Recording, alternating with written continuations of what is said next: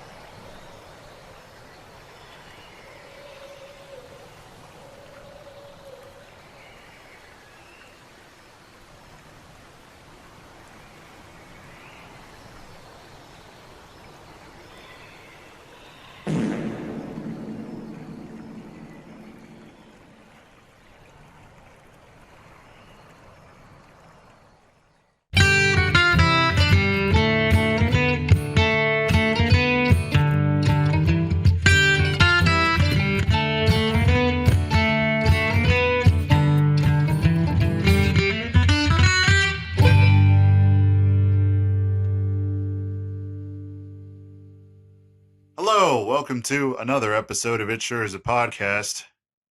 I'm very tired, so I apologize if I'm not 100% today. I'm probably gonna say some weird stuff because when I'm overtired, I tend to just say word like I'll be speaking and my mind will start to wander while I'm speaking and it just the sentence becomes garbled. It sounds like I have Alzheimer's, which is really scary because I hope that's not like a sign of it. Like later in life, I'm gonna get it. But Whenever I consume one of those weed gummies, I do that a lot. I'll just start talking, and halfway through talking, I completely forget what I was trying to say and the point I was trying to make. And I'm sitting there, and I even get confused. I'm like, what was I talking about? all my friends had like hardcore ADD in high school. So like they would enjoy smoking weed. And I did to a point, but because it like calmed them down and they could function and were just chill, but I The won't say opposite. normal. Yeah, I was that person. You know the old PSAs where they're like deflated on the couch and they're like, this is what smoking weed does Yeah, to you. yeah, yeah, That yeah, was yeah. me. That actually was That me. was you, 100%. Like, Eric, we're gonna go to the movies, right? I'm like, what? And I'm like standing there with keys in the hand. I'm like, guys, I don't think that's a good And you're like, idea. how'd I get here? I was like, last I remember we were playing like Left for Dead. And they're like, yeah, and then we decided we want to go see a movie. You said you drive. I'd be like, oh. Don't listen to Eric from 20 minutes ago. That's not a Yeah, I safe looked at him. Eric. I was like, that's not safe, guys. Like, can your mom drive us? A bunch of kids piling in a car. It's like, Oh, why they you? wouldn't drive. I think we just got one of our sober friends to take us, but I was like, I can't. You're like, no, not me. They're like, it's like 15 minutes away. I'm like, that's so far. Oh, I've been getting hit with the allergies, and I mean, I was all full of energy before I got here, and then I had just a little fiasco with my mechanic. Nothing against him. It's just while the car was there getting fixed, I was like, hey, could you just inspect it while it's there? It's like, yeah, sure. So he did a bunch of work on it. Now I got the bill and I will never financially recover. Um, but also I had to run home to print out the registration and the insurance card mm. because he needed that. And I don't know where mine is. No idea. I got pulled over a while ago and I wonder if the cop actually took it and never gave it back. I could see that. Yeah. It was, He yeah. probably got back and he's like, oh crap. So he just shreds it to destroy the evidence. He's like, I don't No, know what no, you're it was a talking lady about. cop. It was a lady cop. Oh, then she was probably like, oh crap. Yeah, we'll just shred it. No Yeah, evidence. We'll never know. there's no difference to the scenario. Just like he no, oh she, Absolutely my bad. no difference. Yeah. Yeah, I was speeding, and I think she was trying to catch me, trying to be like, you were speeding, and was looking for me to deny it. And I just looked at her like, I'm dead tired. It was a Wednesday, I remember, and I was working all day. And I looked at her, I'm like, I believe you. I'm just trying to get home. I'm tired. And she's like, oh, okay. Yeah, I'm not gonna like whatever. Yeah. Yeah. So, You also, I'm imagining if you were like as tired as I feel most days after work, you probably looked like half dead. You're just like, I just want to get home. Just let me get out of here. Yeah, and she $600 ticket, whatever. Can I just go? she just gave me a warning. Every time I got pulled over, there's enough distance in between everything where it's like I only get warnings, which is good. I'm trying to be a safe driver, but also she was like, your license plate's expired. I was like, huh? Do you mean your registration? No, like license plate. Like, so there's like the registration, but then there's also like the something to do with the license plate.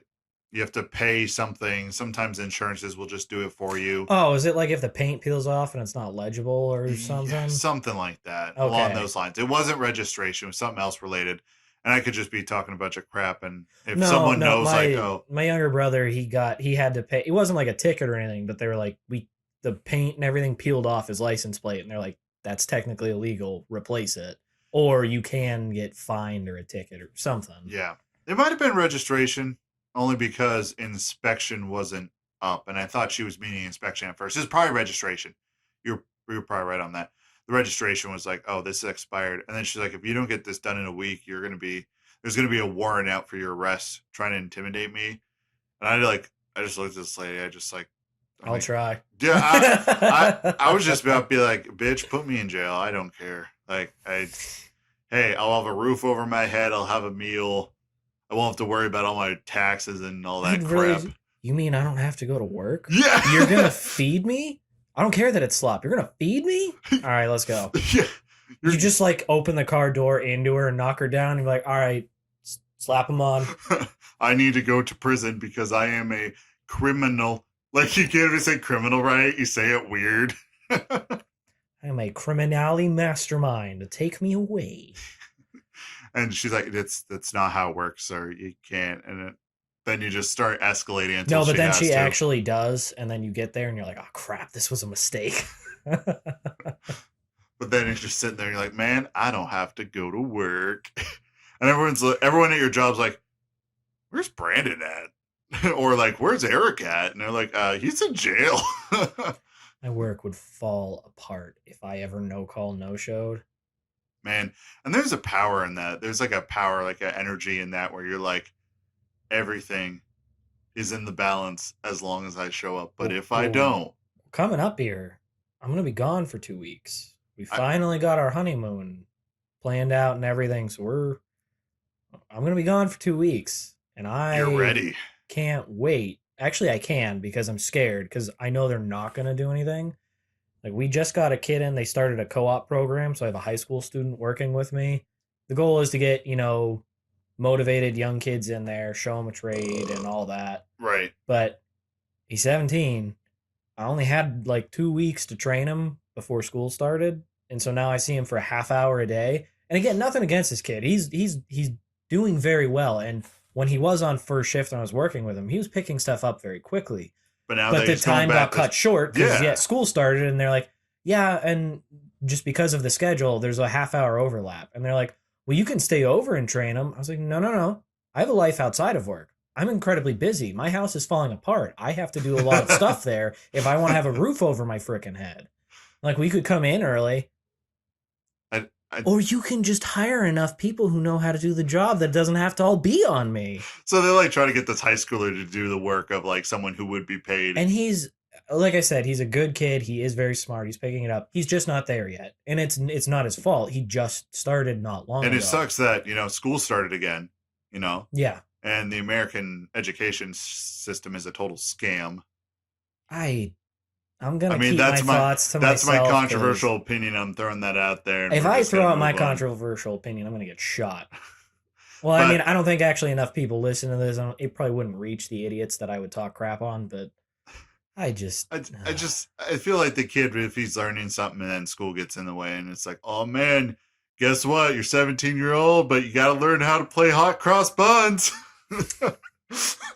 Pulls out a clarinet. It's like, this is your final, kid. The kid's like, I'm 17, and they're like, hot cross buns in his face, and he's getting intimidated, and he's forced to play hot cross buns. Yeah, but anyway, he's there. when I come back after 2 weeks, I'm fully expecting it just to be a dumpster fire.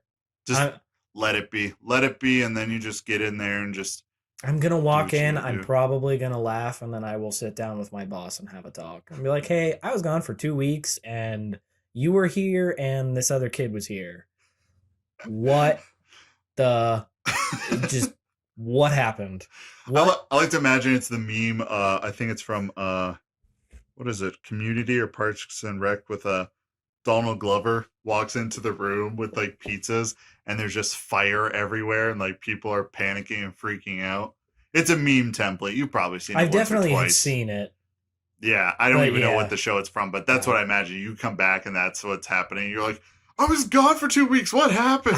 I really hope I have the composure. I probably won't because it's me, but I really want to keep my composure enough to be like, so team, I thought I'd call this meeting because obviously you all know about the incidents that happened while I was gone, and I want to use this as a learning, but I want it to be like the president of the company, my boss who's the quality manager.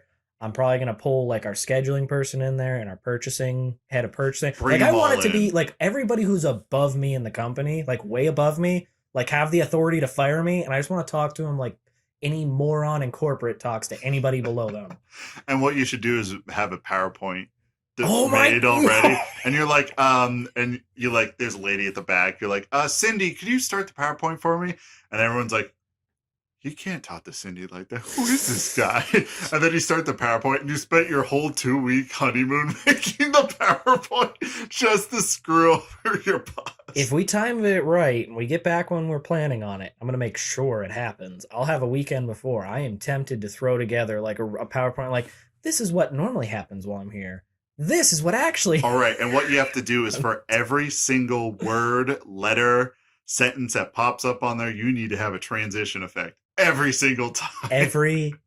Just every single individual letter. Do you remember that in like grade school, like when they teach you PowerPoint and they're like, make a PowerPoint about this and go through the effects and have fun with it, and every kid's was just like letters like flying on the screen. Breaking. I was poor and went to city schools, so I didn't actually get to use PowerPoint until I got to high school, and we went to like a rural quote unquote high school, and by that I mean all rich white kids. Now, I'm a chubby, nerdy guy, but I was, I don't mean to offend anybody who's listening to this, but I was the hood kid at my school for when I was started as a freshman. I'm not. I'm one of the whitest kids you will ever meet, but everybody's like, he came from the city schools. Oh, he's a city guy. Oh. I'm like, I'm just a freaking kid. I like cartoons and like, I don't like sports. I'm a nerdy kid. It took them like a month to figure that out, and then I was the outcast, but at first, they're like, he came from the city. You should have just played up on that and just been like, yeah, I've come from the city. I've done crimes. Just trying so hard to actually sound like I'm a hardcore like criminal. Yeah, and it doesn't work out like that. I've done the bad deeds before. What bad deeds? Like running with scissors? I jaywalked. I didn't balance my checkbook.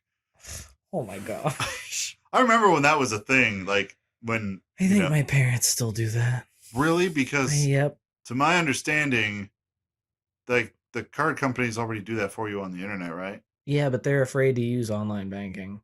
Oh. Because they're like, somebody could hack it. Like, you realize all your information's already online. You realize like the bank has it online. Like, you not using it doesn't make you any safer. If the bank gets hacked, all your stuff's there. Yeah, as soon as the bank gets hacked, that's just the way it is. There's and they're like, but it's easier if they. I'm like, no, it's. Yeah. I can't. I'm like, I get it. I'm not computer savvy. I'm not a software engineer.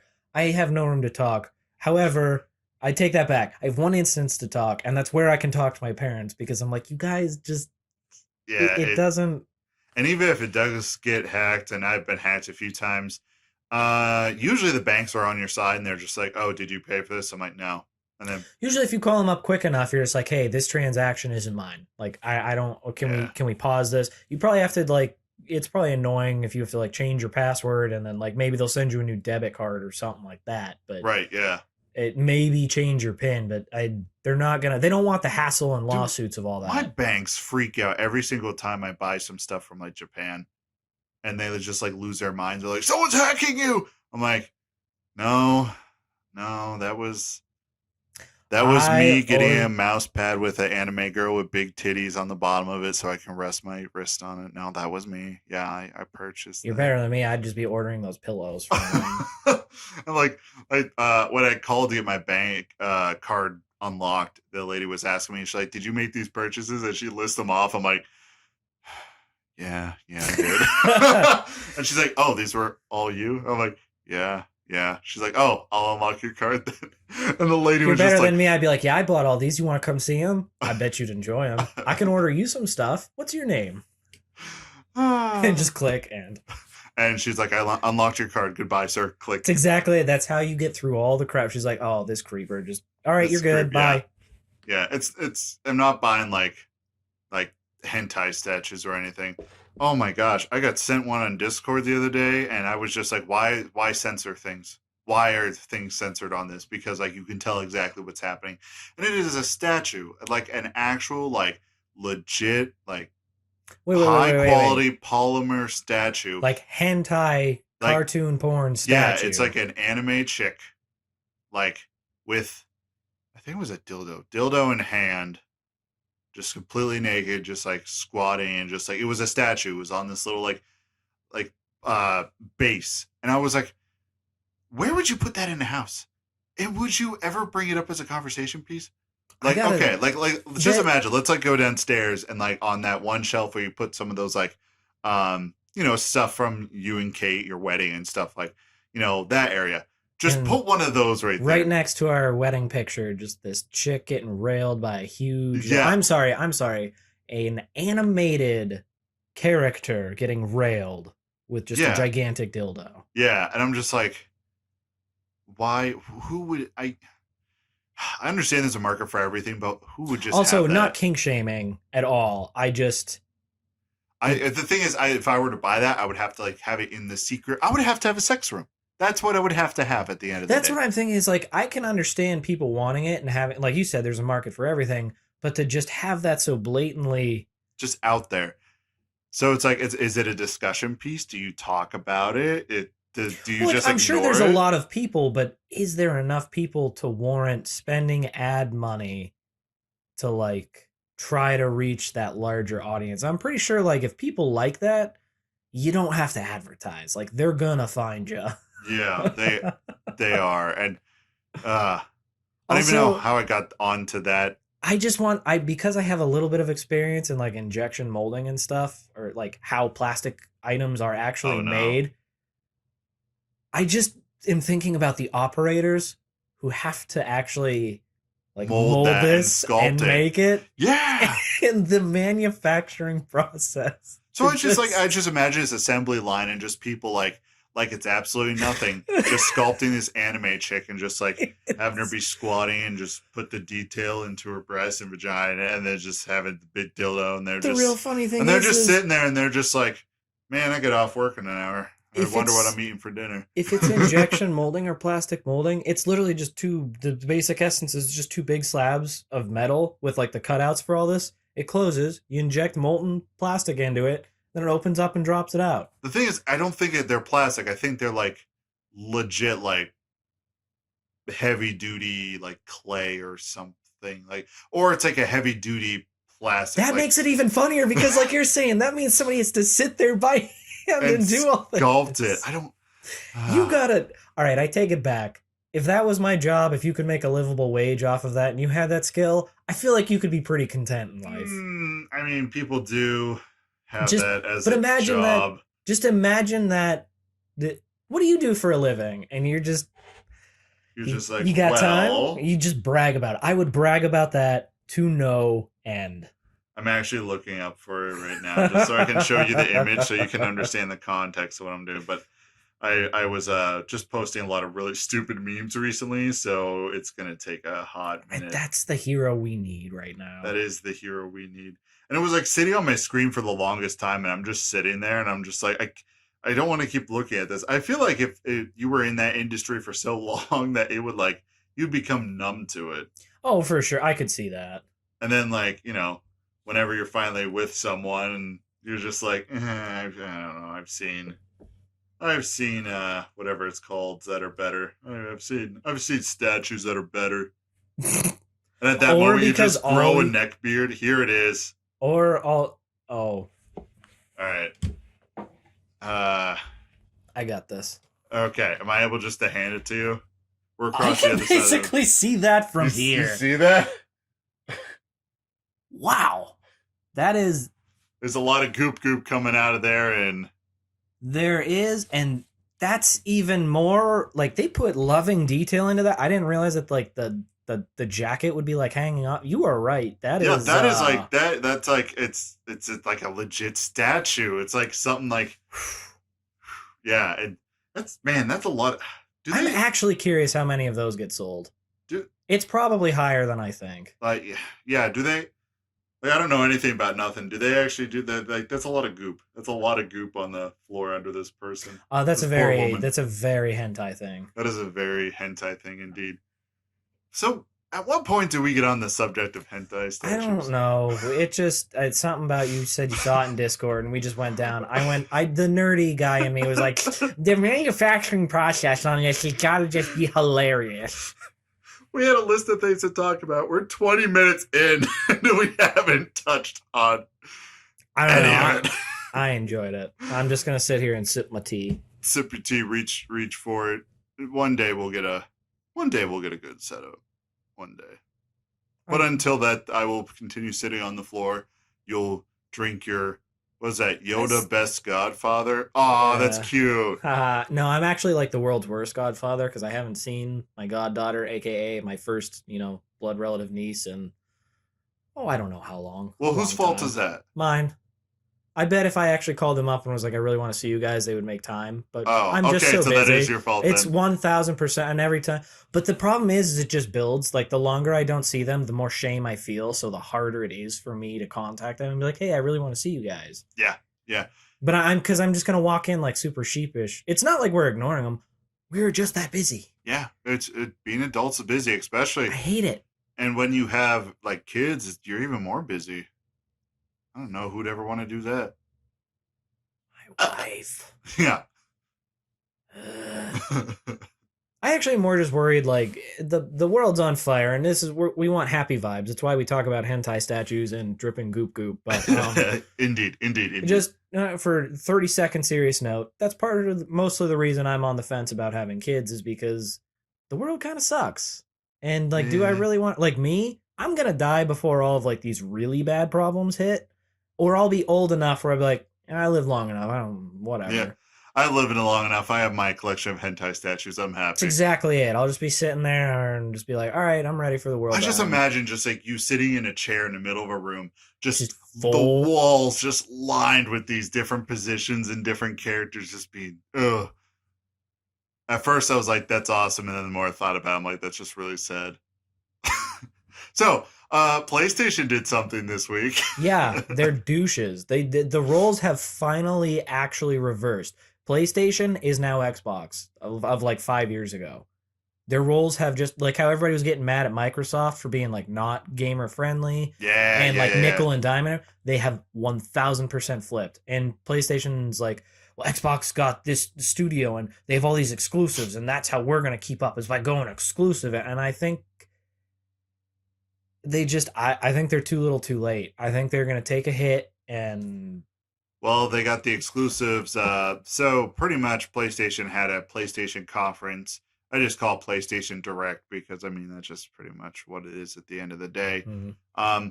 And they revealed like a gameplay trailer for God of War Ragnarok, which that looks really cool. Looks really good. I never played the one before that where it's him and his son. It is worth it. It is 100% worth it. It's just about Kratos being a dad. That's literally what it's all about. Wow, I feel like he'd be just a truly awful father.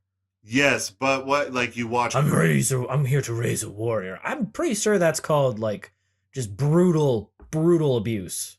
Or, like, he's very much the like masculine energy. It's like you have to be strong, he doesn't lean too far into that. They did it tastefully where it's really good. I really recommend you can get a copy for like $20 at this point. Like it's a good story. it's enjoyable, and it's just fun to see Kratos as a dad, and then he's going to still be a dad moving forward. Yeah, I think they said it's going to star more prominently his son. Yeah, his son, by the looks of it, has a more prominent role, but Well, because they said he's older now, and yeah, he doesn't look older. They just made him a little taller, and they changed his voice, but yeah. Yeah, and even at a point in the trailer, he's like, Kratos, you need to stop being a dad and be a warrior. And he's like, never. Because of one, he always compares his like past as a warrior and all the terrible things he's done. It's like he's trying to make amends and trying to change, and the whole out of the thousands I led to slaughter, innocent slaughter, including my first wife and daughter. Seriously. And then thousands after that. If I'm nice to you, maybe I'll be good. Yeah. I think the thing is he's just trying to redeem himself and add, like, I'm just going to raise a kid and try to raise him right. But it looks good. It just looks like more God of War, but that's not a bad thing. The combat was fun. Gameplay was fun. The thing was, I mean, they had kind of cool stories with it, but I think the environments and the gameplay were always what carried that. Oh, yeah. A lot more. Like, yeah, the story was... It gave you motivation to play it, but I always just wanted more of like the weapons and stuff. Yeah, you're talking about like God of War like 1 through 3 on like the PlayStation, right? Yeah. Because this one, it does a better job with it. Everything's just a little better. And at first I was like, man, this is just running down certain hallways and environments. I hadn't thought about it. I'm like, wait, this is the same God of War, but instead of the camera being above, it is right behind you. Like, that's the only difference. Oh, they shifted to third person. Yeah. For that one. Oh, yeah. Since you never played it, it's like a continuous cutscene. Like, whenever a cutscene starts, the camera pans away from Kratos and, like, does all the camera stuff it needs to, and then it comes right back to his back, and then you're in the game again. And what's interesting is usually whenever you play a game, like, cutscenes and save points are kind of like, okay, this is like a bookmark. I can stop playing here. But that game, I was sitting there and I was just like, how it was woven into this kind of narrative that is like just a constant movie. I was like, I didn't ever know where to stop, because I was just like, oh, well, I'm still in it, I guess. So I guess I'll play more. I guess. So that was shown off. Knights of the Old Republic remake. A few episodes ago, we talked about that. Having a remake of that. Yeah, we were talking about that, and now it's announced. PS5 exclusive. Yep. Hey. You're getting your Elder Scrolls on your Xbox. I don't want any of it to be exclusive. That's what makes me so mad, is these companies are like, this will bring people to us. It's like, no, you're just going to annoy people. Because guess what? I love the SW, but nobody else does, so I can't say it because it's like he who shall not be named. Right. But, yeah, how many days have we gone past without saying the SW word? I got to mark it down the mark board here. Like, I mean, I said it during last episode, so it's been like a week. All right, I'll put that down. 7 days. It's like that workplace accident. 7 days without saying it. 7 days without saying the SW word. I understand that was considered like one of the greatest games of all time and one of the top SW games, but it's not going to make me buy a PS5. It's too old. It's too far removed, and I actually never played it. I wonder if, in the terms of remake, if they're like going to completely overhaul it to the point where the characters are the same, but everything else is different. Because honestly, that was like one of BioWare's first big kind of steps into the. And BioWare made it. Yeah. So shoot, like that means Mass Effect is made by BioWare, and I'm worried they're going to try to make the next one of that an exclusive, because that one I would be conflicted about. Yeah. Mass Effect. But they already released the, like, whatever new Mass Effect it is going to come to all consoles. It better. That game series was just. And that's, I mean, just Knights of the Old Republic is kind of where BioWare dipped their toes into that kind of storytelling, and then they really evolved it in Mass Effect, and then, put the same thing. Mass Effect and Dragon Age, yes. Yeah. But But I don't know if BioWare's on that project at all. That was another thing I noticed. Like, it didn't say by BioWare. It just I skimmed the article real fast when it just showed the Sith Lord, and then it just showed Knights of the Old Republic and remake in big words, which I was thinking, like, I think they're actually going to, like, overhaul it and update which would be nice. But here's the thing. I was at my parents' couple days ago, just dropping something off, and my dad's like hardcore trying to clear out the house, and there's a stack of all like 50 video games from our childhood and an old original Xbox, and he's like, "You want this crap?" Like, Dad, I don't speak about my childhood memories like that. Do not call it crap. And I was like, but no, are you serious? You don't want it? He goes, I have a 360 and an Xbox One. What do I care? And he goes, I'm going to get the new one at some point. Get this out of my house. So I don't even know if it works. So obviously I immediately grabbed it and like cradled it like it was my child. I was Kratos at that point. Like, I've done nothing else right in life. And Kate smacks me because she's like, what about me? I'm like, well, I'm a terrible husband, but I can baby this Xbox. I can be a good human to this Xbox. I can nurse it back to health. But yeah, I'm going to see if I'm going to try it out. And if it works, I'm going to play Knights of the Old Republic the way it was meant to be played. On crappy graphics and horrible. I mean, actually, for the time, it was probably revolutionary. Yeah, and it's still a fine game. It's just, I guess the best way to compare it, or the best way to look at it, is just like it's a Mass Effect light. So you're used to all those like interwoven choices. A lot of the choices you make in Knights of the Old Republic are kind of immediate, or it's like it's a good choice or a bad choice, no in between. But it's still good. It's still, the story's enjoyable. A lot of people are like, I can't believe you never played it. And I think I was like just young enough. And I mean, I'm not a smart guy, so when I'm younger, other kids could have played it fine, but I was an idiot. But I started it and I was having too much trouble, like to the point where it just wasn't fun. Like if I'd have waited maybe even like a year or two, I probably would have played it and absolutely loved it. But I was not into games like that at that young of an age. So yeah, and that's understandable. But so like now, of course, 30-year-old me is like, I can't wait to get this and just play it again. And you're sitting there like trying to min-max your stats, and you're like sitting there with charts. I'm gonna sit there and just like be trying to dust off this Xbox and like blowing on the disc and inside, like, come on, baby, work. What games did you get with it?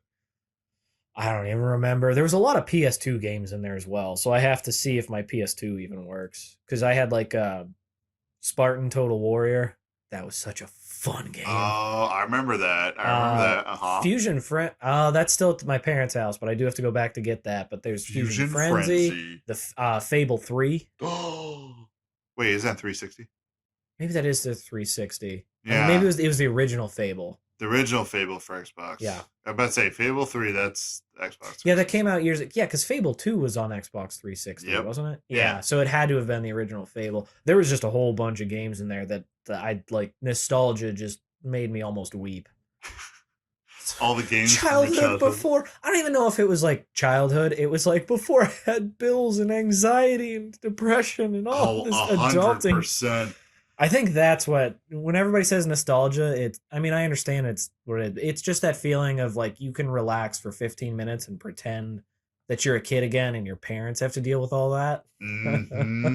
No wonder like our parents were so grumpy. No wonder I'm so grumpy. Like that is I have it a million times better than my parents did. And I'm like, I don't know. I'm still mad. Yeah. And like, I'm still frustrated on a daily basis. So I don't know. You guys had the patience of saints.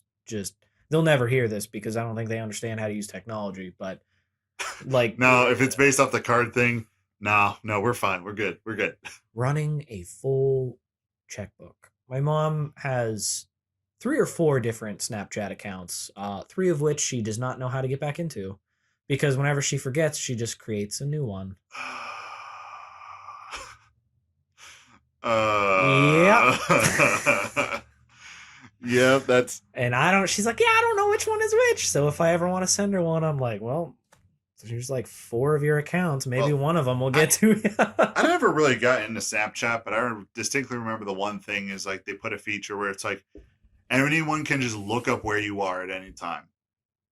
That's disturbing. I didn't know about that. Yeah, there was like a feature. And like the only way I found out was at one of my old jobs. I was talking to one of the guys I worked with. And what? Immediately, hey, babe, so you're having fun with the boys? Yeah, because it says here you're in an apartment complex. Oh. Yeah. Send me a snap right now. Snap right now. Tries to take one next to the TV. I'm totally at the club with the boys. And it's like the picture of like Send me a video. It's like Jersey Shore in the background. And it's like here with the boys, and you see the situation, just like they're doing a like cake stand. Video, and you just see him fist pumping it from the background. Baby, you coming back to bed? It's like, oh. That's pretty much what happened. Oh, so, you know that's what they did it for too. Just to the snaps that would come from that feature. Yeah. So what happened was someone called off, and I was talking to my coworker about it, and he's like, no, she ain't sick. That's bullshit. She ain't sick. Right. So he pulls out his phone and looks up on Snapchat, and you know, a lot of those apps you can like choose to turn that off, but if you leave it on, everyone can see where you're at. He's like, interesting. She's not at home. She's in Cleveland for some reason. I'm immediately now going to my Snapchat to make sure that is turned off, because that is... Now, that was a feature that I remember. Maybe they changed it, but it was like you could just, anyone on your list, you could just look them up and see where they're at GPS style. I mean, I don't know how else you look them up, but other than GPS. But you get my point. I don't know how to use this app. I can't find the settings. I am so freaking old. I can't find the settings. It comes for us all. So while you figure out Snapchat, I don't care that much. Another thing that was kind of revealed at the PlayStation thing was a gameplay trailer for Tiny Tina's Wonderlands. I didn't see the gameplay, but I saw like their poster for it. That looked... It looks...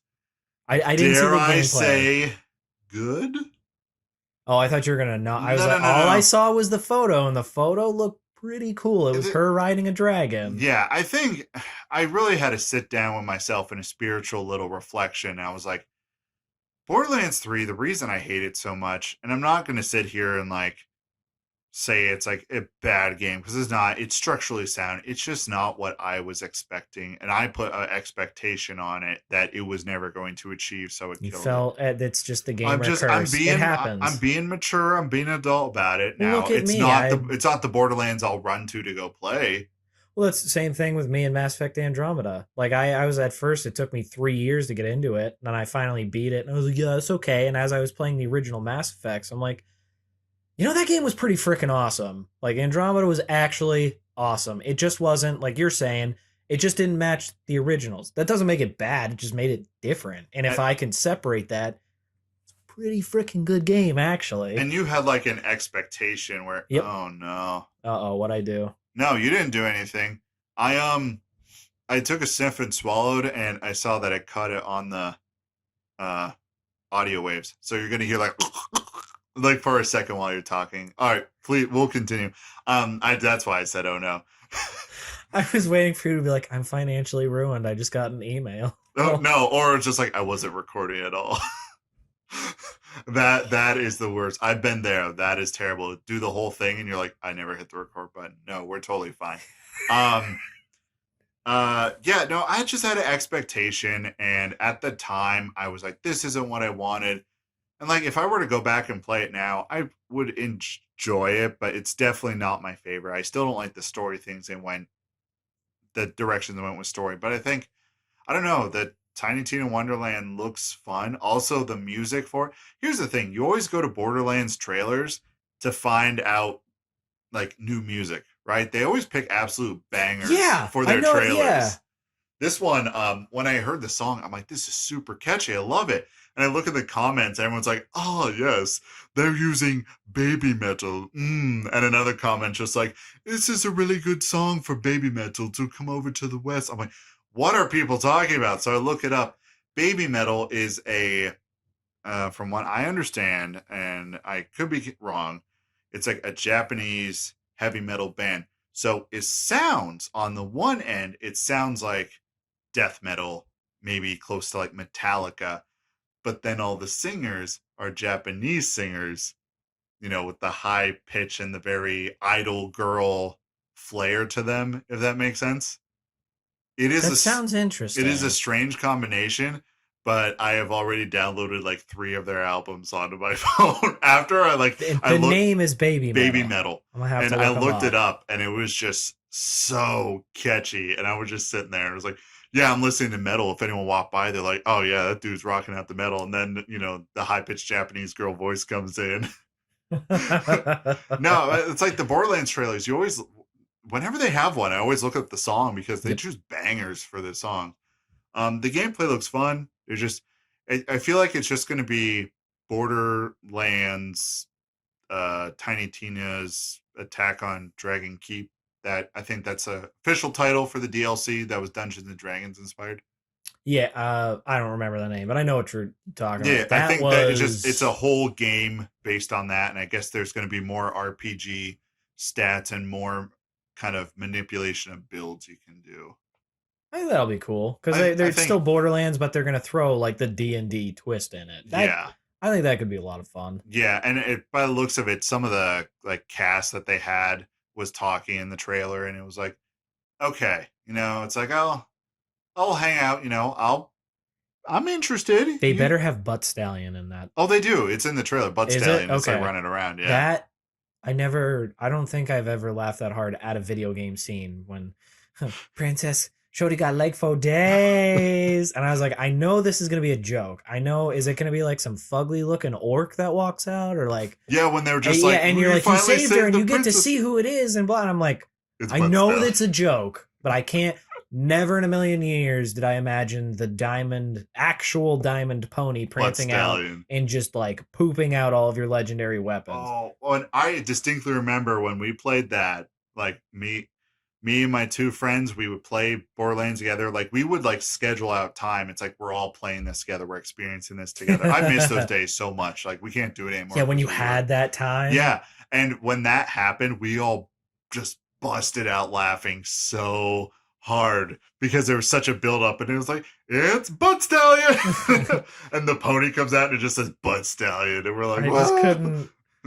Oh yeah, just so you know, I'm not talking about a statue of a horse made of diamonds. I mean an actual living horse made of diamonds. Come here, Butt Stallion, say hi. Handsome Jack, what a great villain. He is one of the best villains, just the best ever. Just the tiniest little bit of humanity, so you can see where he's coming from, but he's just so vile. And he's just a sarcastic but you love douche. Him for it. Exactly. It's so he's like the guy like you would, I don't know, see at the gym or something, and he would like be passive aggressive towards you and insult you the whole time, but he was like your trainer. Yep. You like, that's just the kind of attitude he had where it's like, yeah, I'll talk to you, but he's like, I'm gonna make you feel terrible about yourself. There were a few other games announced. Well, not announced, like games we knew, they just had gameplay. Those were the ones I kind of picked out and thought were really cool. I didn't really notice anything else. Elder Scrolls 6, I think, has been like confirmed by Xbox to be Xbox exclusive. Xbox exclusive. I know we were talking about this, and you're like, yeah, in the beginning, you even said, they're like, they won't do that. That was just me in denial. Yeah. I was like, they're not going to do it. I'm like, they like money. They're not going to do it. They're not going to. They're not going to. They did it. They did it. Oh, crap. And I think the big reason that I think they were going to do it is just because the Xbox is really hardcore integrating with cloud, like the cloud system, and also the PC. They're really pushing hard on like that Game Pass, and I don't know how I feel about that. It's a deal. It is a deal. A lot of games will just come out on Game Pass. Like brand new games will just release on Game Pass. This is the old style me. I miss the game. Like, I miss just buying the disc and having, the disc and the physical copy. Like, I know that that's going by the wayside. I am aware. It's going to happen one day. I don't like it either. Here's the other thing, too, is I was raised to be fearful of anything on the internet because we always had such crappy internet. Right. Second, I remember the days of, especially in Oblivion, that this is my big Elder Scrolls 4 Oblivion. Whenever there was DLC, I'm like, well, I'm not going to play it for 2 days because it's going to take 2 full days to download whatever, 10 gigs or something. Now I'm like, okay, I can do that in whatever, an hour, whatever it is. You get 50 gig updates and you're like, oh, it's a half hour or whatever. I'll wait for it. Seriously. But back then, like, it was just that's why whenever they're like, it's Game Pass, as long as you have good internet. And I'm like, oh, wait, no, I'm an adult. I pay an insane amount of money for decent internet. I should be okay. I can do this. I've never played Oblivion fully, maybe a little bit in the beginning, but I told you, I sent you that video of that quick analysis. Quick analysis, and I was like, what is this going to be like an hour long? What was it, 12 hours long? I'm on hour 5 right now. God bless your soul. That's Here's still the my thing. favorite game, It and I is can't. not even talking about lore. It is just I think the guy does really like the game. If you're interested, it is Oblivion, a quick analysis. It's a 12-hour video. It is done by I think his name is Patrician TV.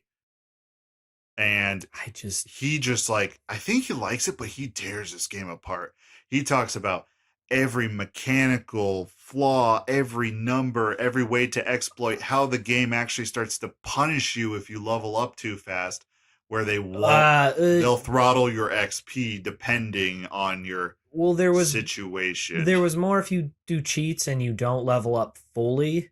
Yeah. You get screwed around like level like 30, because I did that once. I'm like, I'm tired of leveling up, and I stopped at like 30, but I did it like immediately, and I tried to do some quests, and I got trolls ran train on me hardcore, and I was like, okay, I'm gonna just go finish this now. Yeah, but this guy is just tearing it apart on a mechanical level, and but that was part of its start. That's the same thing as the original Mass Effect, where everybody was like, his gameplay is janky. I'm like, but it was still good. Yes, there was flaws, but the flaws are what made it. It wasn't unplayable. It just wasn't quote unquote realistic.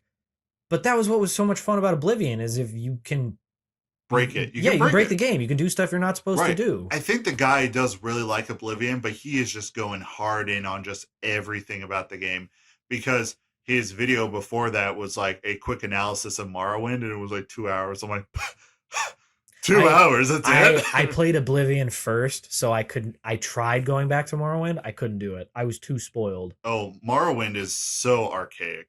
I couldn't. I remember playing that on my PC. That is so much. We've already talked about that, and we won't get into it again, but yeah. It just made me laugh, because everybody was like, Morrowind was one of the greatest. I'm like, you're gods if you play this game and beat it, like, without cheating. Yeah. I couldn't do it. Yeah. A mud crab killed me. I was impressed when I found my way a quarter mile down the road, because there's no way to know what a quarter mile is. There's no map markers, and your journal entries are all chronological. They are not separated. I'm sure anybody who has gamed knows about all this, but it blew my mind. I mean, that was like the real simulator and everything. And then I joined a guild, and I tried to I'm part of a guild. I can take this equipment now, right? Like, because I want to get better equipment. No, you can't. And I had 30 guards run in there and beat me to death. I'm like, I don't know how to surrender. I don't think you could surrender. No, they didn't give me the option. Honestly, like, Oblivion was like a good starting point for like to make it something that is I guess, what's the word I'm looking for? The appeal can reach a broader audience compared just to the video game PC nerd. I'm really hoping that with the next one, they keep the core elements of Skyrim, like the gameplay style. I hope they throw a few older elements in, like maybe more armor. Instead of just light and heavy, throw your medium back in there. Is it really that much harder? Like, you guys just got acquired for billions and billions of dollars. You can get some people in there, design some other, like, give it just give the stuff a little bit more flair and just a little bit of customization, just the tiniest little bit of armor customization. Just let you dye your armor. That's honestly, that's all I want. That is honest to God armor. All I want, even if it's presets. Just Breath of the Wild does that. Mass Effect did it. Pretty sure Witcher does it in some degree. But that's all. I'm like, just a little bit of customization, and then keep I liked the magic. Basically all I want is like all those core elements in a new land, but also they started doing it with some of their house downloads, like what you're saying, like how a lot of games have like that farming, like actual farming for money and stuff. So you want you just want it to be a sim, a fantasy life sim. Like, a little, yes, I want more of them, but I want them to go the Fallout 4 route, where you could build up your settlements like crazy and do all this cool stuff with them, but it wasn't necessary. It wasn't, you didn't need it to beat the game, but if you liked doing that stuff, it was an option. It was there for it, and they made it crazy, involved, and cool, which is what I want. Like for Skyrim, I'd probably do it. For Fallout, I didn't care. I love the gameplay of it, but I'm like, it's post-apocalyptic future. I'm not gonna build a mansion because it's gonna look like crap anyways. Seriously. So I think it'd be cooler, like, if you could build like a legit nice mansion in whatever the next Elder Scrolls is. Did you And go back and start playing that again? You said you were like, I'm feeling it, you know. I am feeling it because I just beat Mass Effect 3 and I'm coming down from the depression of like beating all of those Oh, games. yeah, you went So, through it all. but I'm like, now I'm like, I have all these other unplayed games. Greedfall, I definitely want to play because I was having a lot of fun with it. But I think I might delete, I had a Skyrim file. I think I might delete it and start a new one and just kind of go from there. Well, I was only asking because, like, all right, you're the Skyrim guy 100%, right? Yeah. I'm sitting there watching like a 12-hour video on Oblivion, not really a fan of it, but I'm just so like fascinated by like someone who can talk about a game for 12 hours and not even scratch the surface of their thoughts on it. I'm like, it's got to be something special. I would need direction, like a starting point or something, but I could probably do it, especially on Oblivion. I loved that game so much. And I'm pretty much I'm the Witcher guy, right? I Yeah. get that way with the Witcher. Like when you talked about it last week, I went home that night and I was like, I'm gonna boot up some Witcher. I'm gonna play a little bit of Witcher. And then gosh, it was like 4 hours later. I'm just like, I have to be up for work in like 5 hours. I realized I technically never beat The Witcher 3. I beat the main game and the first DLC. Yeah, I keep telling you, you gotta beat the Blood and Wine. That is so good. I got there and I started it, but that was when I had like I'd beaten everything in that game, like done as much as I possibly. I'm like, I need a break. Yeah, I just you need to go back to Tuscany, or I don't know how it's said, but it said something like that. Yeah, but now I'm at that point. I'm like, I have all these games. I have all these options. Yeah, I'm like, oh wow, this is overwhelming again. But in like Dragon Age 3, I'm halfway through a file on that I started like 6 months ago. But I played through and beat. Oh no, that was almost a year. Whatever, doesn't matter. My time is irrelevant to me at this point. But yeah, I beat the first one, like ran train on it. Then I beat the second one, and I got like halfway through the third, and I was like, I got to step back, man. That was me reading the Witcher books. I just powered through the first 5, and I was like, I need a break. I need a break from this. But now I've started to get back into that. I'm thinking Greedfall. I was leveled up enough where I could hold my own in a lot of fights, and I was starting to really get into the story. So I think I got to go back, and I just unlocked two-handed swords. I don't have one yet. Really? But I got the skill for it, and I'm like, I went the two-handed sword route, and I also have magic healing now. But I don't have the thing is, I don't have any money in that game. I can't ever afford money. Magic healing is probably a route I might want to go because if you run it can't now, dodge in that game to save my life. The one thing about it is like with the magic healing, you can't dodge while you do it. Like when you drink a potion, you can dodge, but the magic healing heals you a little bit more, but it takes a little longer. So I just let whatever monster beat the snot out of Petrus and that other dude, the pirate guy, and then I just like heal myself. I'm like, I feel better. I'm curious if like heavy armor on that game actually makes it is worthwhile. I don't know. I haven't dove that far. I definitely took your route. I'm trying to go the crafting route because guns on that game. Guns are good. I got rid of magic and went to guns. Dude, I had so much resources and stuff that I built. I have like 400 bullets. That's exactly what I want, though. So I just sit there and I just like it's the on the keyboard, it's the number 2 key. I just sit there and click, click. And my guy's just like bam, bam, bam, bam, and everyone's just like falling over. They're like like dying. It's beautiful. Yeah. So yeah, after you talked about that last week, I'd like start playing The Witcher again. But I'm playing on the hard difficulty with the new game plus, so it's like that's what I have to prepare for fights now. That's what I was like. Kate was like, why don't you just? I was like, man, I beat Mass Effect. I don't know what to do. She's like, you can just replay it. And I'm like, they do have like replay files, and I'm like, I could start up with all of my jacked guys on these and do the insanity difficulty. And that's when it gets to a point where I'm like, is it so difficult that it's not fun anymore? Sometimes those difficulties go, especially for like shooters by id, like Doom and stuff, the older things, like their insane difficulties were stupid, where it was like the whole time you would just lose health. They were just like stupid little just kind of caveats that they would throw in there, and it would just be like, oh, this is the hard mode, so you have less. I'm like, no, just challenge me more. Don't make me have less health, because I'm still human. I still need to make mistakes. Yeah, really. Speaking of mistakes, good segue. I did talk about this last time. I did bring this. And I thought it would be a good little creative exercise in world building. Ah, yes. Because I started editing my book. Good Lord. It's going to be a trial. It's going to be a journey. I went through the first 2 chapters and I was like, what is this? It's not bad. It's just, I'm catching just bizarre writing styles. And I think how my brain was going was just like, I need to throw everything on this page and I just need to get it all out. Yeah, because And I, now I that, imagine you're like worried. You're like, oh, I don't want to forget this connection. And like, what about this over here? So you're just like word vomiting as you're like doing the yes. initial. And a lot of stuff is a little too fast for my liking.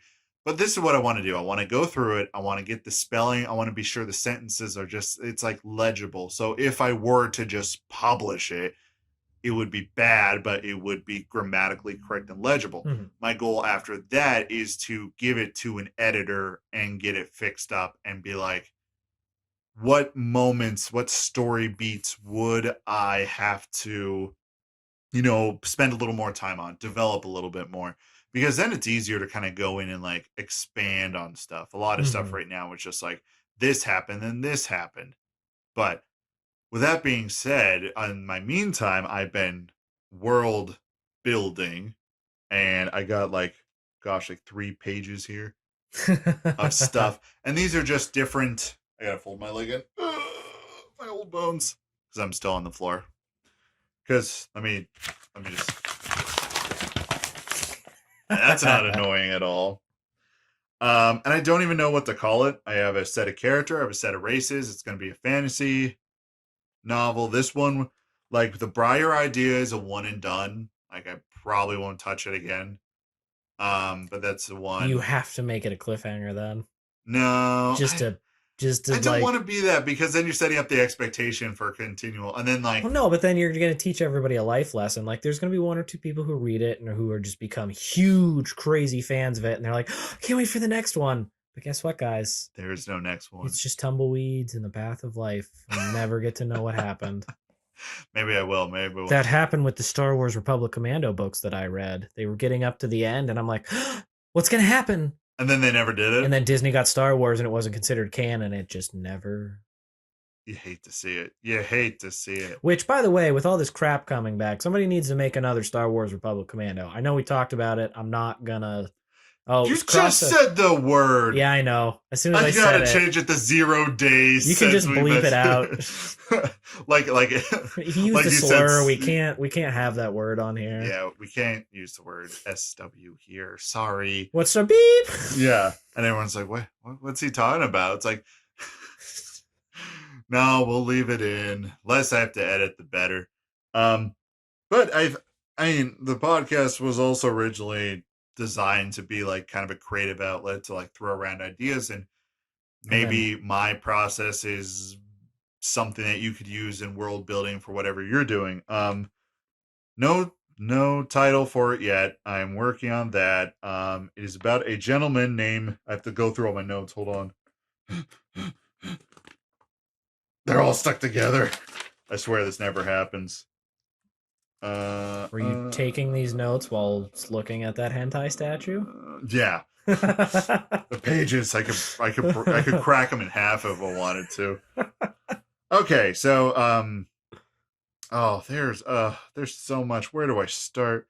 This is the thing where you like have enough structure when coming up with an idea, and what I really wanted to base it off of was like almost like most of it based off of like kind of Viking culture, or like I'm trying to think the best place, like the fantasy world I kind of want to make is like there's not, okay, in a lot of like fantasy stories, there's a desert, there's a jungle, there's a regular forest, there's a you know what I mean, like there's different climates in their fantasy world. Yes. Like if you compare it to like Dragon Age, like, oh, there's the desert part, or even Legend of Zelda, there's the forest part, there's the desert. Yeah. Pretty much it's all just going to be just kind of foresty areas. And I mean, I'm going to throw it out there. A lot of it is inspired by The Witcher. I'm just putting that out there now. Everyone's inspired by something. Obviously, The Witcher is a big inspiration. So, all right, let's start with the world first. And I have this all written down. So, Okay, the actual continent where everything takes place is called Edel. Edel. I'm sorry, Edel. It was originally Adele, but I was like, that's just I that's had to just bite that. my tongue. I bit my tongue. I was just like, that's just a fat computer.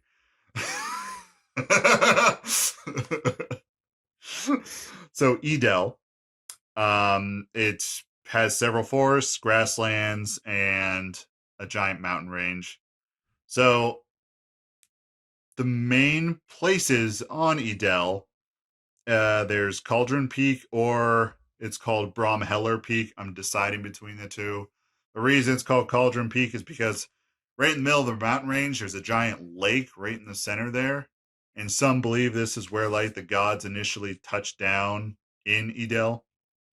There's Fendor, um, Swamp Satisha, Therine. Yeah, those are the main places. So, okay. Imagine this, that in this land there is a kingdom, right? The kingdom of Loxlin, if you will. This is the main authority over Edel, but from the east, an empire comes in and pretty much takes over the entire area, right? So Loxlin is taken over, and the kingdom is promptly replaced with the Niermeyer kingdom, or the Empire of Niermeyer. And pretty much this empire is an extension of another one, the Near Meridia Empire, that kind of just goes all over the world and just conquers it and then changes it all to its names and changes everything to its standards. So kind of like colonialism, right? Yeah, I was gonna say the old Catholic Church, Yeah, but yeah, pretty much, pretty much. And what they believe is that, okay, so in Loxlin, they worshipped gods, right? There was a god for everything. This is still being developed, but there was a god for everything: God for battle, God for good health, God for.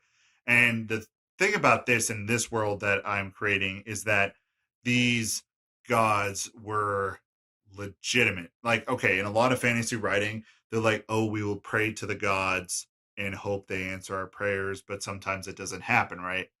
Well, in Loxlin, these gods, like for the one of farming, if you sacrificed two beasts and you gave 10% of your crops, like it was guaranteed every time that you would get a good so harvest they the were like next year. real demigods, Exactly. basically. They would Okay. actually follow through. So there was a system where people understood that if we prayed for this, we will actually get this if we do this, right? Hmm. So there's a setup for that, and that comes up later why the gods they're so faithful. Let me see. There's Fendor, which Fendor still exists in the Niermeyer Empire. Well, actually, the terminology, if you're saying Niermeyer in that sense, it would be the Near Meridian Empire. So it's like it's called Niermeyer, but if you this is like how just I've been destroying my brain over this. But if you were to say to someone like, "Oh, this is a person from that empire," it would be a near meridian. Does that make sense? So it's Near Meridian is the actual empire. Near Meyer is just the kingdom that exists there because it took over. Right. But the actual empire, and this might change, but this is just how my process works. Because I just usually I start with a map, I get a kingdom, and I give some lore to it, and I start to just like everything has a backstory. Near Meridia is the kingdom to the east. That is the main kingdom of the Niermeyer. But every time they take a place over, they kind of name it Oh yeah, it's close to just the name. So Niermeyer they is the basically kingdom in annex Edel. it, Yeah. but just give it a new name. Yes, Okay, yeah. exactly. And then the people there are called Near Meridians. So there's Fendor, which I will get to later. The Swamp Satisha, which is just a massive swamp land on the side where not a lot of stuff is going on there. There's like beasts and creatures there, but this is where witches live, and witches are actually a kind of prevalent part in this world. Um, Now, in when it was the Kingdom of Loxlin, it was all the area around it was actually they had different names. They were different towns. Pretty much since Niermeyer took over, everything's just called Therine. Like they got rid of all the names. Like this is all Therine. And I wrote down here. And this is kind of a common practice for the Empire that whenever they take over a place, they just call everything around it Tharene. It's Tharene. And the reason is because that was the wife of the first king who ruled the Near Meridian Empire when it was initially established. So they just take the queen's name from that time, and they were just like, all right, everything's Tharene now. Gotta go to Threen today. It's like 50 miles away. No, no, no, no, no. The one in the west. Yeah. Oh, okay. Yeah, pretty much. It's all just like, Man, there's that's gotta still, make directions hard. there's still like, there's still like towns and stuff, but like, there's no regions of anything. It's just like all Tharene. So you're like, I'm gonna go to this village in Tharene. It just Mhm. they name everything one thing. So it's this big continent, and like when the Near Meridian Empire showed up, like they brought all their boats and they dismantled them to build like war machines. Like they came to conquer. They were not leaving in any way. They were sent out here, and they're like, "All right, boat landed. Let's start taking it apart so we can start building stuff." Like they are an efficient force. So when they took over, everything of Loxlin pretty much was just like ripped out of the history books. Like only old people in the kingdom of in the area of Edel, um, they're the only ones who remember Loxland. Everyone else is just like, oh, it's always been Niermeyer. Mm. But they like wiped out any mention of it. Okay, so based off of that, those are the locations. I'm hoping I was able to paint somewhat of a picture.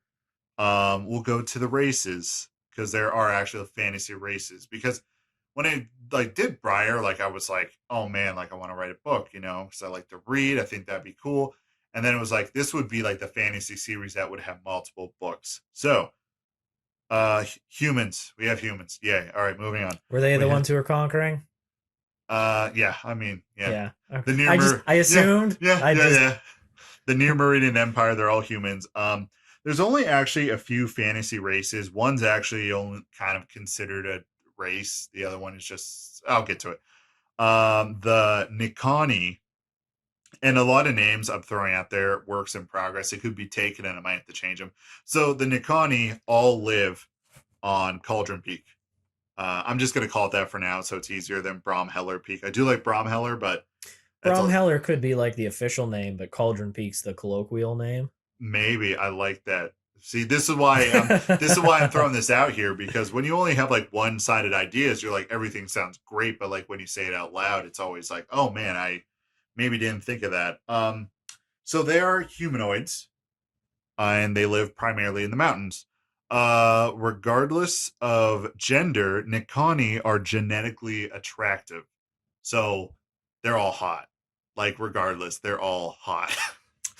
So it's like the LA like beachfront property people. Just Pretty much all of them are attractive. All of them are hot. And pretty much hot it is people have my. it so easy. They really I'm do. sorry, I They had to throw do. it out there. My envision is to take the idea of a succubus or a mancubus and kind of put my own spin on it. So they have, red skin. So like red as in like almost like cherry red, but like a maybe a little darker, Hmm. like red skin. Two horns crowning from their foreheads, and on their elbows and knees they have just a singular large black spine that kind of it's like a spike that sticks out. Mm-hmm. Um, Now for the females, their horns actually go out and curve up and are bigger. It's a matriarchy, so the females are more respected. The males just have spikes, just like spikes, just straight spikes coming out of their heads. They do have tails that comes right off the back of their tailbone. There's a lot of fetishes that I'm filling out with these guys right now. Yep. Yeah, yeah. And at the end of their tail, there's a little like arrowhead. It's supposed to look like a devil or like a little succubus or mancubus, Mm-hmm. right? So their naming conventions is that at the end of their at the end of their name, I don't know why I said knee. I think I read knee on my sheet here. They have the she for a female and the he for male. So like the one actual character, her name is Ala She. You put A L A, then the little apostrophe, then she. and like Karhi, that is a male. So they have naming practices like that. So since this is a matriarchy, there are many, because like Cauldron Peak, it's a huge mountain range, smack dab in the middle of Videl. And there's a clan mother who is the leader of all villages, but they don't really war because like they're the only ones of their kind, and they all kind of want to be on good terms with each other, right? Um, Let me see. Yeah, so primarily you will see men in battle, but they don't come down from the mountain much. Women train just as much, but they're more important because all the men are infertile. So what the women do is they kind of go out on a pilgrimage. They leave the mountain, they go out in the dead ring. The dead ring is the outskirts around the mountain because usually whenever someone approaches, they just get killed by them because they have, like stay away from our yeah, home. yeah, because pretty much they have observed what all these people do, and they actually do have minerals and they do have resources up there that they would just mine the crap out of. Mm-hmm. So they're like, no, you're not even coming up on the mountain. So the dead ring is a perfect circle around the mountain range where if you cross into that, there's a good chance you're going to get killed. So the women will come down from there, go out into the land of Adele, and they will find just like a traveler. They'll find just a guy. They'll just bone him. I mean, they do have like some seduction magics. That's what people assume. They're like, oh, because like guys will just like wake up and they're just like pants are down. They're just like by a tree and they're just like, what happened? But in reality, they're just guys, and they're like, Yeah. oh. Yeah. No, honey, I swear it was magic. It was magic. Yeah. Pretty much they come down from a mountain, they find a mate, they breed. I hate that word because that's putting like an animal thing on. They have intercourse, right? And then she returns to the mountain and then has a kid. And it's always like every time they have a kid, it's a Nikani. Looks just like him, the horns, the tail, but it's just that's their ritual. That is their, and sometimes women will go down like multiple times to have like multiple kids because they want females so they can continue the race. Mm-hmm. I think that's all on them. The witches. So the witches of the world had a more prominent role in the kingdom of Loxlin, where they acted almost like shamans or they were like medicine healers. So witches, obviously, it can only be women. Women can only be witches, and they're just born with the power, right? They're born with a singular power. They don't know what it is, but it was tradition where as soon as they realized, oh, I have an ability, I have a power, they were sent to the swamps of Tisha where they would be trained and then they would come back into society. And it was more of like an accepted thing. But once the Near Meridians show up and they found out about witches, they hunted them all to extinction. And one, I do have a whole section here on her, but she doesn't have a name yet. One witch betrayed them all and pretty much showed them like, oh, hey, this is how you can tell someone's a witch. So like they're just going through cities like, oh, look, baby girl. Oh, that's a witch. Kill them. Right. So the witches don't have a very strong love for the Near Meridian Empire, and they live in the swamp. There's only 3 left right now when our story happens. There also was a time when the witches decided to just fight some dragons because witches were around way before Loxlin was established, and there were dragons flying around, and they kind of ruled the land, and the witches were just like, hey, we could take over. We could rule pretty much. I don't like your guys' management style. Are you willing to change? Didn't think so. Okay. Yeah. And at first I was thinking like, okay, so like all these witches banded together to like kill dragons. Like how can I make that make sense with like an army? I'm like, well, they could all cooperate and go after a dragon. Now dragons, there's not a lot known about them, but everyone knows dragons used to be here. Dragons were powerful. They had some abilities, but they were just dragons at the end of the day. And since there were so many, that's why, the people kind of lived in fear of them. But once the witches got rid of them, the people were like, oh, sweet, we can rise up. And then someone establishes the kingdom of Loxlin, and the witch is like, crap, we're not in charge. But pretty much what they want the dragons back. Yeah. At least they could fly. Pretty much what ends up happening is that the witches just manipulate the kingdom of Loxlin to allow them to do whatever they want. Hence them being allowed in culture to be healers. Like right outside of towns. There would just be like a hut, and people like, oh, my kid's sick, or oh, I'm Go having see this the wise problem. woman Yes, type exactly. of. Mhm. So there was a history behind that, and it's a lot to like just cram in, but this is the basic idea. The only other creature or race I have are wyverns. They're considered, and I always want to put my own spin on this stuff, like the fantasy trope, put your own spin on it. They're considered the magical ancestors of dragons that do still prowl around the land of Idel. Um, but there were only a few of them when dragons were around, because dragons would actually keep their numbers pretty thin. It was just the way things were. But once all the dragons were killed, the wyverns were able to kind of Start start breeding and start expanding. existing. Now, the one thing is that like there's not many wyverns left in Idel, just because people will poach them, because once you kill a wyvern, you get a wish from it. However, that wish, it will come true, but not in the way you want. Like someone would ask, like, man, I wish I was a millionaire. That man will become a millionaire, but every person in his family will die, and he gets money from, like, I don't know, like their inheritance or something. Like, that's not it, but that's kind of like the way it would go. Like, he would get what he wanted, but there would be consequences to it. Oh, you're a millionaire? This lord over here just, brutally killed your wife and kids, and you're entitled to recompense from him. Exactly. It would be something like that. Oh, man. And that's how the magic works on that. So those are all the creatures. I kind of went over the land. So right now, the terms I have, and which is the main thing, is they're called spell pullers. Nope, I lied, because there's something else I need to put in. So one day in the kingdom of Idel, just after the Near Meridian Empire took over, there was what they call the cataclysm. So for 3 days, as far as the eye could see, the sky was on fire. The people on the continent of Idel could hear explosions, crashing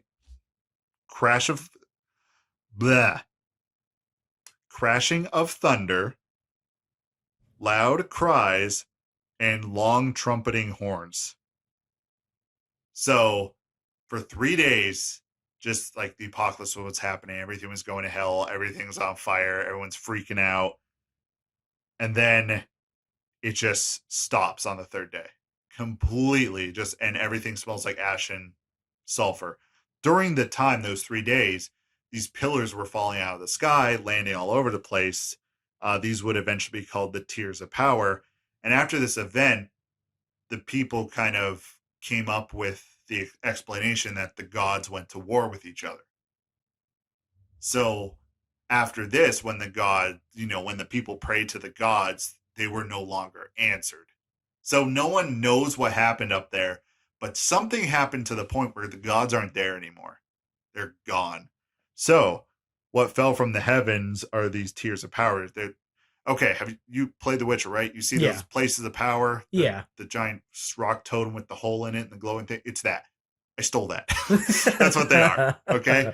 So they fall all over the kingdom, and someone finds out at one point, which I'm still developing this character, the first spell puller, but that common people, and I might need some feedback on this, because I have an idea on how they become spell pullers, but I don't know if it's good enough, that pretty much they go up to it and they just get a random demigod power.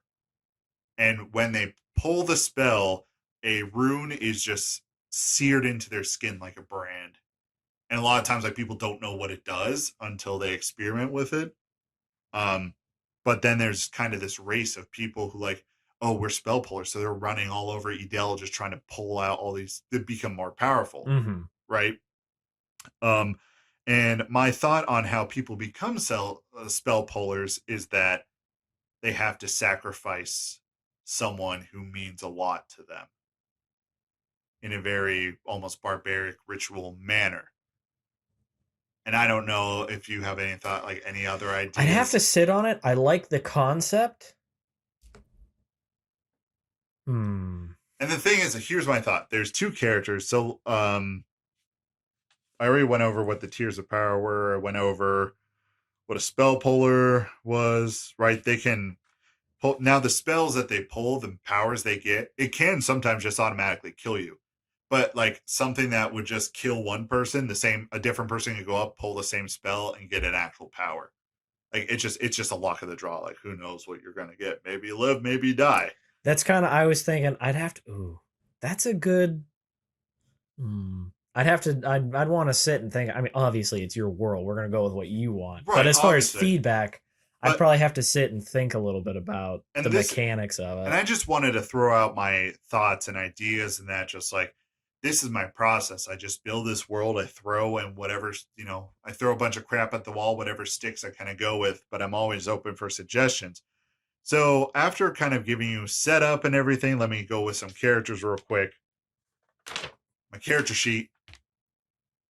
Okay, so let's start with our main character. His name is Thane. He is a spell puller who was once a falcon for the fallen Loxland kingdom. I forgot about the Falcons. So We're gonna need to do a part 2 on this. no, we're getting it all done today because I brought the papers. It'll be fine. We'll get it done. So, all right, the Falcons. During the siege from the Near Meridian Empire to take over Loxland, the king was like, all right, I have my troops spread thin. We're holding them off, but we need more help. So he created the Falcons. The Falcons were just a group of mercenaries, a group of whoever he could find, and be like, I will pay you a bunch of money to help us win this war. So and once again, there's another character I'm developing who took charge of this and raised a bunch of mercenaries at a very young age. Thane was one of them, along with another character named August and another character named Mira. Those three are very important. These were like orphans. They would either grab orphans off the streets or they would just get like soldiers and they would train them. Kind of like Mandalorian style, where like these were the best warriors. Even though they were the best, the Kingdom of Loxland still fell, but the Falcons still exists, which they pretty much all went to Fendor, that one place I was talking about earlier. Fendor is just a giant grassy plain, but it's on a slight plateau over the whole land, so they have a tactical advantage. And this will come in later, where they call themselves the Falcons of Fendor, where pretty much it's all these mercenaries that live here, and Niermeyer has not been able to take over that portion of the world yet, just because every time they attempt to, for every like 100 Near Meridian soldiers, like you only need like 40 Falcons of Fendor. Like you only need 40 To warriors. hold the, Yeah, like they were that skilled. So Thane used to be a Falcon. He now travels the land, spell pulling out of the Tiers of Power. He continues pulling due to a promise he made long ago, and is under constant attack from the Near Meridian Empire and other spell pullers. So he's just kind of this like sword for hire. He just runs around the land, going on little adventures. Obviously, he's a little deeper than that, but that's just the base. I like it. So Before I forget, I'm sorry, can I interject real Yes, quick? yes, yes, I have please an do. idea for the spell pulling. The only people who can pull spells from the Tiers of Power are people who have sacrificed innocence by killing someone. And the more people you have killed, maybe that lets you get more spells. So obviously, like a falcon and a warrior would be able to get them and have more, whereas like common folk might not be able to because you're not. Just a thought. Maybe something like that. No, I do So like it. it's I still need to remember that. sacrifice because if you're a good person and it's like I didn't want to, but I was a soldier, but it's like that, or you can just be an evil prick and you're like I'm gonna murder everybody because I want to get all these spells. So it's like a Yes. But yes. obviously, if you're doing it for evil purposes, people are gonna be like, well, he's a murderer, he's not good, we can't follow him. So if like the Empire wanted it, they'd have to kind of kill people in secret, or like if warriors of like that did it, they're like only our greatest warriors can do this because we're not evil and we're not going to make common people murderers. Right. Okay. Take that idea and let me introduce this next character. I was going to go with August and Mira, but I'm going to introduce Jethro Dorotheos is the current ruler of the Near Meridian Empire. They nickname him the Old King because he's like 89 years old, and that's super old for a king, but he refuses to give up the throne. However, primarily their culture is kind of like almost like our system where we have a president, but there's a bunch of courts and different checks and balances that doesn't let him do whatever. They kind of have the same thing, and they just kind of keep him in there just out of respect for how old he is. Okay, so this character is important. Marcus Dorotheos is considered the champion of Niermeyer. He is a brute of a man. He never takes his armor off. He is twice the height and size of a normal man, but he's like just built muscle. He is a talented spell puller and has a small platoon of soldiers who like kind of follow him and worship him. And he goes around pulling spells to become stronger, to become, the best he can for the champion of Niermeyer. And with your idea, him just being ruthless, just so I can get more power and I can get the, I guess it would be the approval of my father, because that is his intent. Because Marcus has a brother, Edmund Dorotheos, who during one of the last campaigns against Loxlin was killed, or so we think. So everyone thinks Edmund died in battle. But when he was about to die, the last three witches kind of come crawling in. And they're like, hey, you want to live? And he's like, yeah, sure. And the one thing they offer is like, okay, but here's the thing. If we let you live, we're going to take your name and, we're going to have to perform some crazy magic on you for you to survive. So you might not be the same person at the end of it. And he's just like, I just want to live. I just want to live. I want my kingdom. And they're like, all right, cool.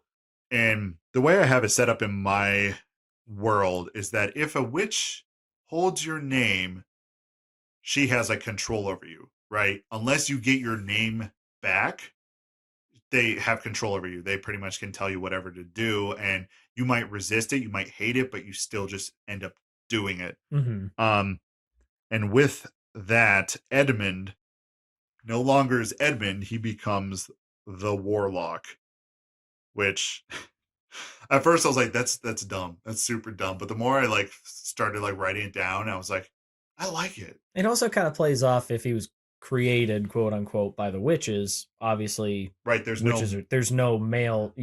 A male witch is a warlock. That is exactly where I went. So he became the Warlock, and he wears the twisted crown. So his design is he's very like, all right, Marcus is like twice the size of a dude. The Warlock is 4 times the size. He's like taller.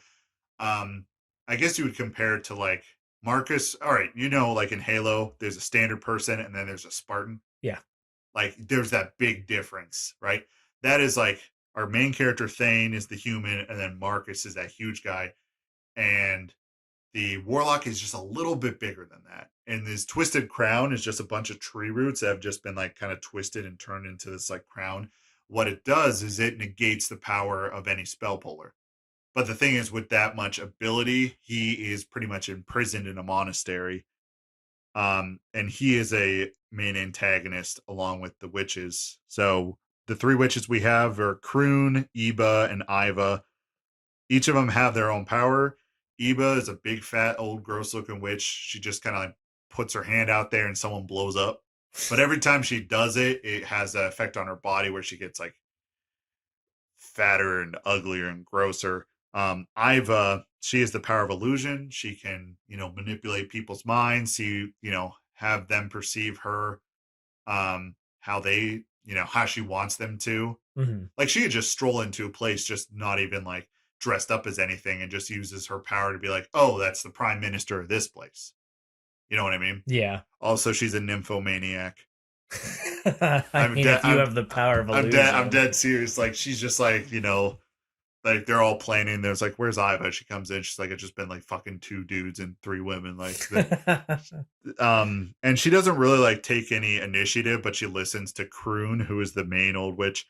Just an old, frail, gross-looking witch. A lot of her limbs are replaced with wood from like the swamps, but no one knows what her power is. No one has ever seen it, which is worrisome because no one knows what she can do. All right, so that's all them.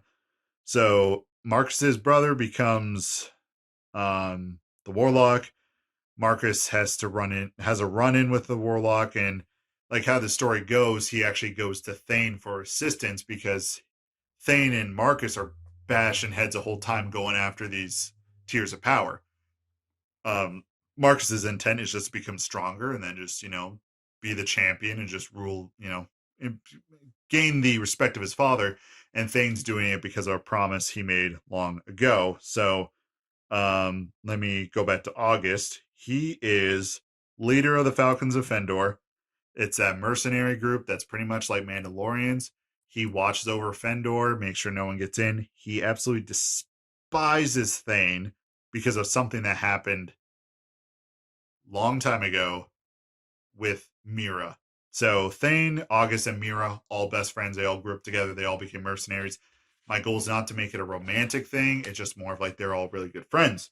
Where's Mira's page? I think she only has a sentence because I'm still developing that character.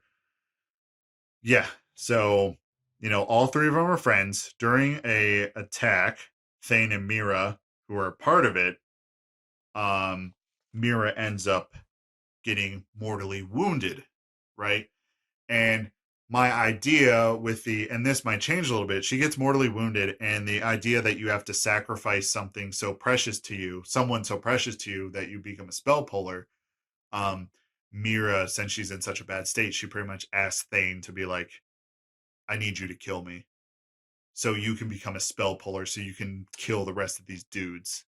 Maybe it could be something like killing somebody gives you the ability to take it, but the more precious that person is to you, the more potent the power is that you can pull from it. Yeah, and that's why I bring this stuff up here. That's the creative process.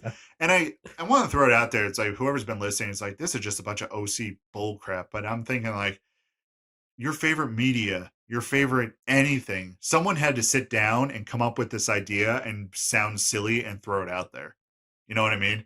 Yeah, because when you're sitting there in a room, everybody's probably like, man, this is goofy. But then it becomes the book or the movie or the video game. And you're like, man, this is awesome. Exactly. It's like, well, no kidding. You need the proper context. This is the world process. building. Yeah. And just my ideas here were all things that I pulled from different medias, pulled from different fantasy I liked, and I just kind of went with it. And like I said, I threw everything in a wall, and whatever stuck ended up sticking. I swear I'm almost done. So I can hear the dog stirring, which means Kate's getting up. yeah.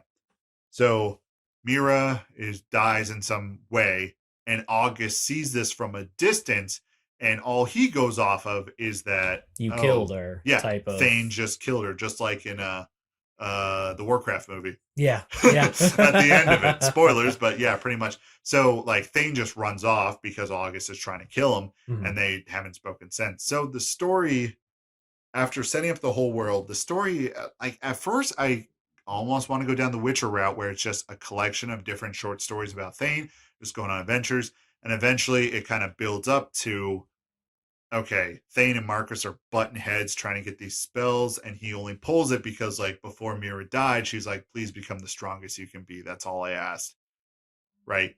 So he's doing that, and then it gets to the point where like here's the loose skeleton in the story.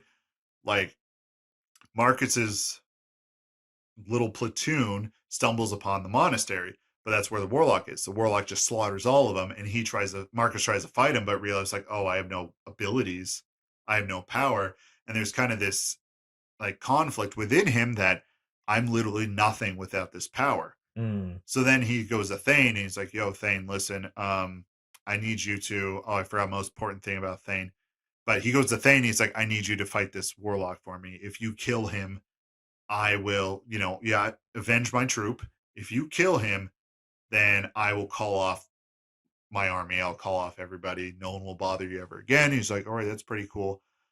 So the thing about Thane is like, yeah, he's a spell puller. He has abilities. He has powers. But he also has an axe that he walks around with, very God of War style, where he throws it and he can call it back. And for the longest time, everyone's like, oh, that's a spell he pulled, spell he pulled. Then when he goes against a warlock and they realize like, no, this isn't a spell. Where did he get this? Now, I do have a spot where he got that power from, but I'm not going to reveal that. But like, that's the main setup for the story. And then as soon as they're done, like killing like the warlock, they're like, oh, okay, cool. Him and August kind of teamed up and like, all right, we'll put our differences aside, end this, and maybe get some, peace in Fendor so you're not constantly attacked. And then it kind of develops from there. Marcus is like, all right, you did that, so I'm going to kill you now. And then yeah. the bros team up and kill him, and then like, I know that's just a lot. Like, oh, you're giving too much of it away, but it's like you have to think of the whole scope of what you're building. And there are some fantasy monsters, but I won't get into those because those aren't as interesting as the characters and stuff and the setup. That's everything. That's all I got. I just word vomited it out there. And I'm not allowed to do anything with this until Briar is done. That's the thing. I'm allowed to world build, but I cannot start writing at all until Briar is done and complete. Mm-hmm. So I think it's going to give me more motivation to get that done. But also world building in this, I'm taking it back into Briar and I am like tweaking things and making things a little more clear. Yeah. That was a lot. I can tell that's been building up. Yeah, that has been building up. My ADHD was like, whoa, get it out there. And it's just freaking out. So I hope that was helpful to someone, or you just enjoyed listening to the process. Like I said, you make a world map, name some cities, give those cities history, and just whatever sticks. But don't be afraid to pull from your favorite media. I mean, like if you look at this, you're like, a lot of that sounds like The Witcher. And I'm not going to lie. A lot of my inspiration came from that. I'm not trying to copy it. I'm just trying to be inspired by it. But also, I mean, that's just history in general. Empires invading has been part of human culture since humans existed. Yeah. So it's not, I mean, I understand what you're saying, but yeah, just get the bones for a story. And then if you're like, all right, this is too much like this, then just give it a little spin. Yeah. Make it your own in some way. But like you're saying, I think get the bones out there first, and then you can always make changes later. Seriously. It's also easier to change something than it is to create something. So, yeah. And I'll be honest, this, like putting all this together, it might not be. Now, I wrote like whole paragraphs here, but I paraphrased it. Like, honestly, this took me like 2 months to assemble in my brain. Mm-hmm. It's not like sit down and like, oh, I'm just doing this. Like, I want that kind of dynamic between like two characters that used to be friends, then dynamic of like the enemy and the main character teaming up for a little bit to fight a greater threat, but then and there's like the witches, they're like they are the main antagonist, but they're just behind the scenes pulling the strings. And then when everything hits the fan, they disappear. Yeah. Like, and someone's from probably like, that sounds like the crones from Witcher 3. Yes, it does, and I'm not ashamed of it. Because I love that. You get two of them, and one disappears, you're just like, and you just never hear from them again. There's no like, oh, she's bringing an army. No, she just ran away. She's like, I ain't dealing with that. So I hope that helps someone. It felt great getting it out of my system. Like, this is almost like post-nut clarity. But it's like post-creative clarity. I'm like, oh. Well, I mean, I know it's a ways away, but I'm interested to see how that develops. I think that's a solid story to start with, so. I mean, honestly, like, I would hope you'd be honest with me and be like, dude, that's dog crap. Like, don't do that. Like, no, I hope think you would tell me that. It's got a solid start. Like you're saying, obviously it needs refined and stuff, but it's definitely a solid start. But that's because you're taking a process or a style that works, and you're just figuring out how to make it unique, how to make it yours, what's your spin on it. And I think that's it's a great foundation to build off of. And I think a lot of people are afraid to pull from what inspires them, and also are just afraid to create almost, just because the process is goofy. The process is like, man, I have my own OCs of my favorite character. And like, yeah, it's, if you want to put it that way, it can be cringy, but I feel like if you have an idea that's great, I always want to promote ideas like that. I want to promote people to create. I don't want yeah, it might be weird. Yeah, it might be goofy, but at the end of the day, like, you're able to create something, say that it's yours. And I think that's just like super cool. Mm-hmm. And I like love to hear ideas kind of like that. So this episode went way longer than it was supposed to, but here we are. Here we are. And also, like, I think, like, gosh, you're doing your honeymoon like soon? Yep. Like a week or two? We're leaving the 25th. Yeah. So there's going to be a little gap of like either no episode, or if we can record extra, that'd be great. But if that doesn't happen, then I get a guest or we take a break. I mean, yeah. So you get a long one today. Geez, we started out like with hentai statues and we end with like OCs. after last week's incel episode, I think this was a good get us back on track episode. Yeah. I agree. I do. Yeah. So I got nothing else. Eric, do you have anything else you want to add? No, now my mind's just filled with all the ways that story can go. So I'll be dwelling on that for the next Great. week. You're gonna be sitting there like later tonight, sitting there, and you're like, I wonder if this will work. That's Because, exactly like you said, what's gonna happen. Like bouncing the idea off of you came up with the idea that I would have never thought of. Like, you know, how many people you kill, and I think that's probably gonna work better. And then your kind of perspective on, you know, if the person means more to you, then you're going to be able to pull more powerful spells. But not getting back on that, hey, if you like the episode, somewhere on the internet, just write a review. Just let us know what we're doing. Throw it out to your friends. You can find us on Twitter at @sure_podcast. You can find us on Instagram at @itsure_podcast. That's it. Goodbye, everyone. We love you. Take care. Fare thee well. That wasn't good. Hold on.